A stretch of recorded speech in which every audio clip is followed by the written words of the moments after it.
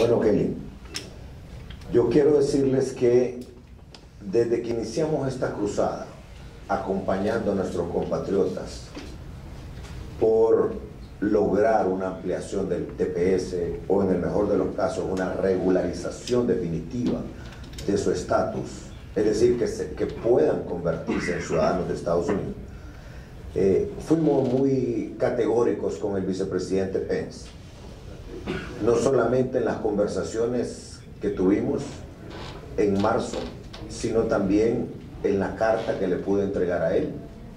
También visité de manera personal al secretario de Estado Tillerson, con uno de los principales tres temas, era ese, el TPS.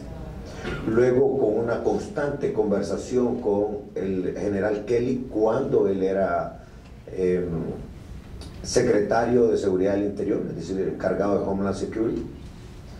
Y de igual manera, cuando el embajador Nealon ya fue segundo a bordo, como un conocedor muy importante de las cosas. También hemos hablado con una enorme cantidad de congresistas, senadores. Ha sido una campaña permanente, pero también en la última visita que hicimos a Nueva York, en el ambiente de la Asamblea de la ONU, conversamos con el subsecretario del Departamento de Estado, el señor Thomas Shannon, y puntualizamos claramente nuestros argumentos sobre esto. Yo siento que la mayoría de ellos han simpatizado con los argumentos de Honduras, porque varios de ellos conocen mucho los antecedentes. Pero recuerdo desde las primeras conversaciones con el vicepresidente Pence, antes inclusive que él tomara posesión, el vicepresidente Biden le recomendó a él que era importante aprovechar lo que ya se había construido con el Triángulo Norte de Centroamérica. Y en una conversación con Biden me decía él, si el vicepresidente Pence se va a encargar de América Latina, presidente, mantenga el contacto con él. Y yo aproveché cuando lo llamé para saludarlo y felicitarlo por las elecciones, antes de que tomara posesión, y desde ahí empezamos a tocar el tema. Porque el abordaje de la Alianza para la Prosperidad tiene que ver con esto. Una decisión contraria a la ampliación o a la regularización definitiva, definitivamente que va en contra de los principios que sirven de fundamento para la Alianza para la Prosperidad. O sea, es prácticamente todo un año de trabajo intenso, no solo de Juan Orlando Hernández, el embajador Marlon Taura, la canciller María Dolores, la vicecanciller también María Andrea Matamoros, Jorge Ramón Hernández Alcerro, cuánta gente. Y en el último tramo se agregaron varios diputados de diferentes partidos. Y eso fue bueno, porque allá vieron en el Congreso de Estados Unidos, en la administración, un país unido alrededor de sus compatriotas. Ahora, es casi un año de esa campaña intensa, de esa ofensiva diplomática, pero no podemos engañarnos, la decisión es de Estados Unidos. Hay que poner los pies sobre la tierra. Yo lamentaría mucho, no encontraría explicación válida bajo mis criterios si no se diera una respuesta positiva que pudiera ser en dos vías: una ampliación o un espacio de regularización. Pero en todo caso, nosotros tenemos que estar preparados para el peor escenario también, y estamos listos. Cada compatriota hondureño acogido al TPS, en caso que fuera una respuesta negativa de parte del gobierno de Estados Unidos, sepa que Honduras lo va a recibir con los brazos abiertos. Si su deseo es regresar a Honduras, podrán tomar otra decisión también, pero cada quien es dueño de su propio criterio. Pero en el caso de que decidan venirse para Honduras, si fuera negativa la respuesta, nosotros estamos listos, y en el momento que se dé la noticia vamos a explicar en qué consiste el plan que hemos diseñado. Muy agresivo, por cierto. Ahora, de todo esto sí se nota algo, que los dos partidos en Estados Unidos, demócratas y republicanos, están llegando a un punto de entender que les hace falta la reforma migratoria integral. Y quizá eso va a abrir puertas en el Congreso que hoy no están abiertas. Y no hay que descuidar también el derecho a acudir al sistema judicial estadounidense de parte de nuestros compatriotas. En ese sentido, las autoridades nos han dicho todavía hasta esta hora que estaban pendientes de recibir información, me refiero a autoridades de Estados Unidos aquí y los contactos oficiales que tiene el embajador Marlon Tabora allá en Washington. Así que estamos en espera. ¿Y lo de la seguridad? Bueno, Kelly, yo creo que el pueblo hondureño tiene siempre aquí dos caminos. El camino humano de lo que ya vivimos y el camino bueno. Aquí las cosas están más que claras, y no porque nosotros lo digamos. Las evidencias, los datos, lo que la gente ha vivido, es lo que va a marcar un insumo importante de cómo votar. ¿Qué podemos esperar si gana alguien de la oposición? Por ejemplo, han sido muy críticos de las cárceles nuevas. Eso no lo he dicho yo, ustedes lo han escuchado, lo han visto. Han sido muy críticos de la participación de los militares en las tareas de seguridad. Eso no lo he dicho yo, ustedes lo han visto, lo han escuchado. Y de hecho uno de los candidatos dijo recientemente que la policía militar le hacía daño al pueblo hondureño. En consecuencia, si esa es su creencia, al llegar al poder, lo que tendría que hacer es cancelar. Por eso no acompañaron la iniciativa nuestra de darle un rango constitucional para proteger y dejar permanente, blindado, la policía militar. Eso es lo que va a estar aquí, en juego. ¿Qué podemos esperar de quienes ya gobernaron y fue cuando peor se puso la situación en Honduras? Económica, socialmente y en seguridad. Que vuelvan a hacer lo mismo, porque son las mismas propuestas de ahora. Pero bueno, ese es un tema de campaña, aunque ya se acerca el día de la votación, pero la gente es la que tiene su poder de decisión. En estos temas, Ledman, no es bueno especular, ni vivir de simples deseos. Es un tema de pragmatismo. No está en manos nuestras esa decisión, es del gobierno de Estados Unidos, por un tema de soberanía. Pero además hay que agregar algo. La nueva administración del presidente Trump gana con un mensaje muy diferente sobre el tema migratorio. Usted lo sabe que tiene el programa con nuestros migrantes. Una posición era la de los demócratas con el gobierno anterior y otra posición es la de los republicanos, y dentro de los republicanos hay un segmento todavía con posiciones más fuertes, con una visión mucho más limitada del concepto de migración. Entonces no hay que engañarse, hay todo un antecedente de voluntad política traducida en el electorado que se le endosó de acuerdo a la interpretación de algunos líderes de la Casa Blanca. En ese sentido, para ellos es un tema político interno. Fíjense. Ahora, miren, recuerden, en campaña, estamos en campaña, aquí la oposición puede decir de todo. Lo que yo nunca me esperé cuando entendí el mensaje que mandaba el señor Cantor, Andrés Cantor, diciendo que los australianos no deberían de creer que Honduras era un país como ellos lo querían pintar. Y hace poco una ciudadana suiza de San Pedro Sula argumentaba lo mismo, hablando de las bellezas de Honduras, de cómo el país ha ido mejorando.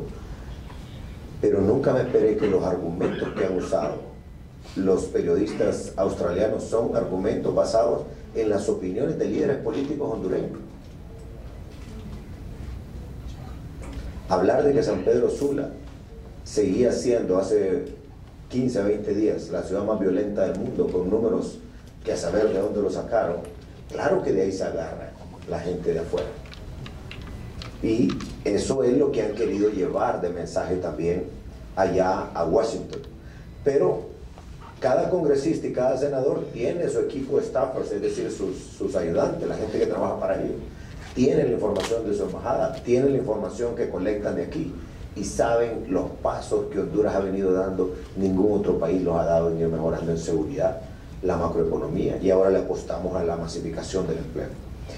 Pero hacer de estas cosas argumento en la campaña, lo único que hace es dibujar de cuerpo entero qué es capaz de hacer un político en un momento de campaña o desesperación, y si eso conlleva falsear o inclusive en beneficio propio no importarle hacerle daño al país, el pueblo hondureño tiene que escoger.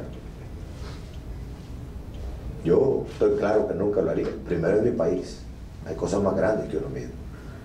Uno es la familia. Si usted pertenece a un partido, tiene que entender que cosas más grandes que el individuo es el partido, y más grande que el partido es Honduras. Esa prioridad es fundamental tenerla clara. Así es de que analice usted, Ledman, si va a votar o no por esa gente que ha estado en el mismo ámbito de los medios de comunicación al cual usted está. Esta mañana estaba en una llamada por conferencia desde la Empira con 4 ministros, y varios de ellos me daban sus insumos sobre este tema. Y la mayoría coincide de que el patrón de conducta de ciertos dirigentes del colegio médico obedece a su alianza y relación con un partido político en particular. De tal manera que cuando salieron a hacer marchas, lo hicieron con candidatos a diputados del partido de la alianza. O sea, eso ustedes lo vieron, todo el mundo lo vio. A tan corto tiempo, buscar esa paralización en salud, obviamente que todo indica, o la mayor parte de las posibilidades, que tiene que ver con una estrategia política del partido, de los partidos que están en la alianza. Ahora, si son temas de reivindicación, pues yo creo que hay que sentarse a conversar, como lo hemos hecho con todos los sectores. La semana pasada me explicaban cómo un grupo del sector de enfermeras estaba incómoda porque no les habían pagado, y yo le vengo diciendo al equipo de gobierno, a los ministros, pónganse los zapatos de la gente que ha estado trabajando y no le han pagado. Tal vez a un ministro no le haga falta el sueldo para darle de comer 1 o 2 o 3 días a su familia, pero hay gente que sí, y eso es imperdonable. Después vienen unos trámites ahí entre servicio civil y salud, entiendo que quedaron resueltos la semana pasada, y yo les decía hoy, esta mañana, a la ministra de Salud y al ministro de la Presidencia, si la gente no sabe o no cree que está resuelto, mándele a cada quien su documento donde diga que su reclasificación, su salario está resuelto, a ellos directamente, y hasta con un notario, para que la gente sepa que se le está hablando con la verdad. Eso ha sido un mal endémico de la administración pública hondureña, la indolencia, la falta de sensibilidad. Pero afortunadamente me dicen que ya está resuelto, de tal manera que eso no debería ser ningún problema. Más bien creo que con el gremio de las enfermeras, voy a aprovechar para comentarles que hemos venido estudiando desde hace varios meses cómo el sistema de financiamiento especial para vivienda o mejoramiento de vivienda cubre a sectores importantes de los trabajadores hondureños, del sector privado y público. Con los empleados de la maquila hemos tenido mucho éxito, pero queremos tenerlo con el sector público, de tal manera que para jueces, fiscales, bomberos, COPECO, policías, militares que tengan las calificaciones del caso, se ha elaborado un producto financiero que creo que es prácticamente el mismo que le va a aplicar a las enfermeras y los enfermeros. Básicamente es un apoyo de parte del Estado en temas de subsidio, le llaman técnicamente un apoyo al capital. Eso puede andar entre unos 100,000 a 110,000 empiras por familia, que califique y que pueda tener la oportunidad de obtener un financiamiento a 20, 25 años, dependiendo de la edad puede ser 30, Y estoy convencido que con lo que ahora alguien paga de alquiler, quizá con un poquito menos, va a poder pagar la cuota de su propia casa. Eso lo vamos a trabajar con el gremio de las enfermeras, porque ellos dicen que también están interesados. Y así con cualquier otro sector. ¿Qué gana el pueblo de Honduras con eso? Empleo masivo. Buena parte de los empleos que se han generado en los últimos 2 años tienen que ver con el incremento de la industria de la construcción de la vivienda. Y yo les garantizo que si ustedes hacen un análisis de su situación personal, se van a dar cuenta que a veces están pagando cuota de alquiler con algo que pudiera ser la cuota para su propia casa. Y eso no es justo para Honduras. Eso es lo que estamos tratando de cambiar. Ya tenemos los estudios actuariales, ya hablamos con los institutos de previsión, INJUPEN, IPM, INPREMA, y yo esperaría que si no es hoy, más tarde, mañana estamos listos para desmenuzar punto por punto esa propuesta que va a atender también al sector público, a los empleados del sector público, y también no servirá solo para vivienda nueva, sino para mejoramiento de vivienda. Así es de que eso nos va a generar mucho empleo en los próximos años. Con los avances en seguridad, satisfecho no estoy. Sí estoy optimista, porque hemos avanzado más que nunca, pero falta mucho por hacer todavía. El trabajo hay que terminar, para heredarle a nuestros hijos y a nuestros nietos un país muy diferente al que recibimos. Pero yo sé que sí se puede. Y hoy Honduras sirve de ejemplo para la región. Aquí están viniendo a preguntarle a nuestros encargados de seguridad, de defensa e inteligencia qué es lo que hemos hecho.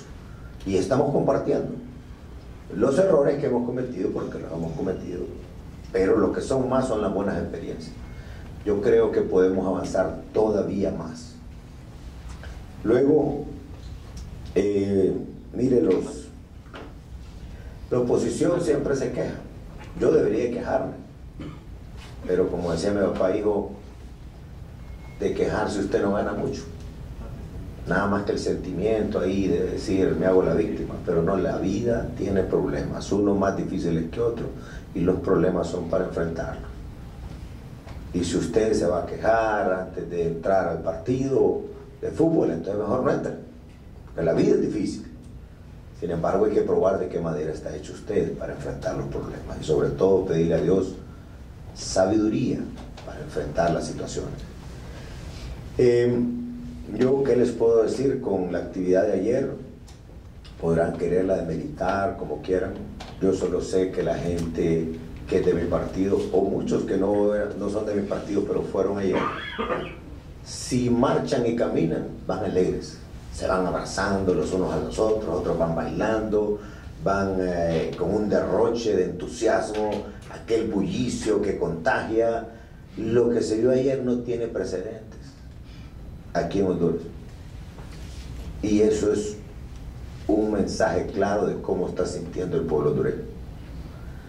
Yo nunca he visto en las últimas marchas de mi partido que alguien vaya insultando a otro, quebrando vidrios, metiéndole fuego a las cosas. Esa es la diferencia entre el camino bueno y el camino malo. Claramente está marcado, y ahí se nota la preferencia del hondureño a dónde le gusta estar, con la alegría. Claro, ahí está la mayoría de la gente. Es difícil encontrar a alguien en estas marchas, así como decimos ahí en mi pueblo, empurrado. ¿Sabe, Julito, qué es empurrado? Sí, enojado. Sí, pero un poquito más así.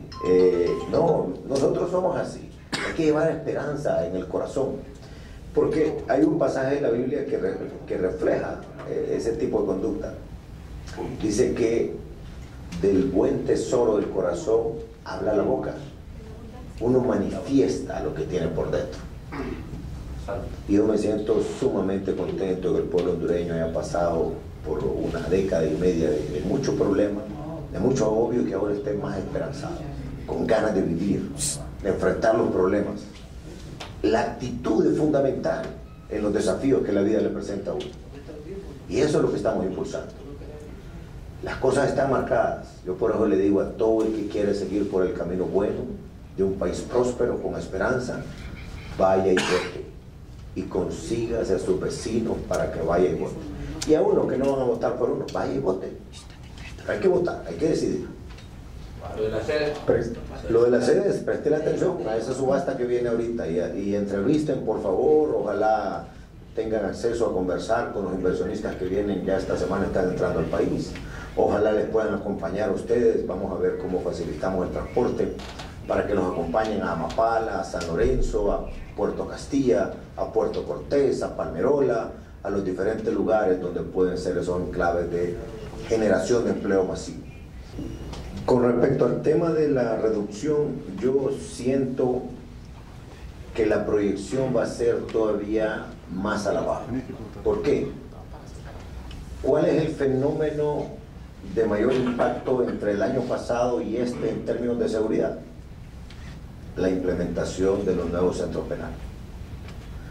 Si usted analiza San Pedro Sula, solo San Pedro Sula, y es más, amplíele un poco al Valle de Sula, la reducción del año pasado a este es dramático, dramático.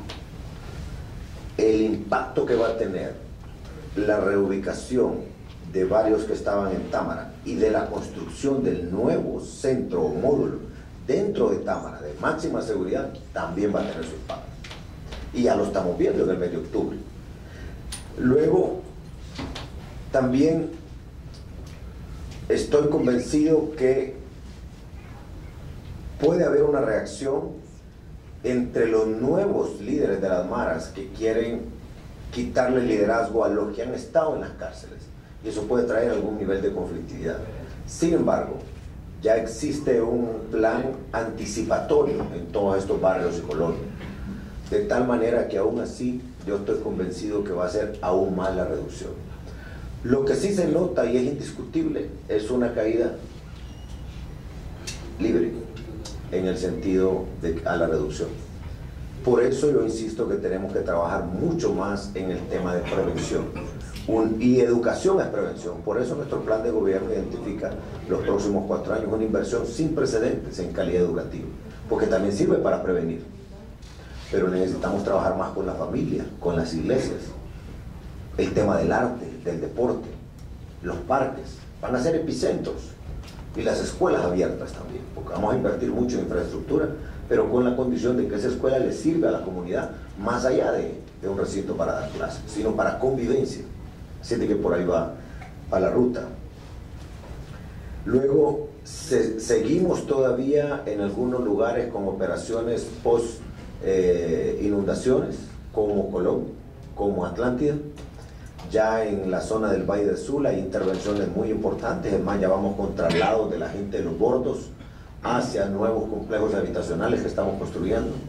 Y este va a ser el comienzo de reubicar a toda la gente que ha vivido en sus obras durante mucho tiempo en Los Bordos. Y una vez que se reubiquen estas personas, vamos a destruir lo que quedó ahí y a construir parques lineales, de tal manera que si existe llena del río o inundación, no es mucho lo que va a afectar, pero en época en que no sea de lluvia, esas zonas van a servir de esparcimiento, de parques. Estoy trabajando con los alcaldes, pronto también creo, después de las elecciones, vamos a sentarnos, porque el nivel de lluvia que tuvimos ahorita fue en algunos lugares superior al Michi. Entonces hablábamos con los alcaldes y les decía, por muchos bordos que levantemos para canalizar las crecientes, ahí nos dimos cuenta que no podía ser suficiente en algunos casos. Entonces vamos a tener que trabajar aguas arriba. Eso significa las represas, el Tablón, Llanitos, Licatuyo. Pero el gobierno solo no puede.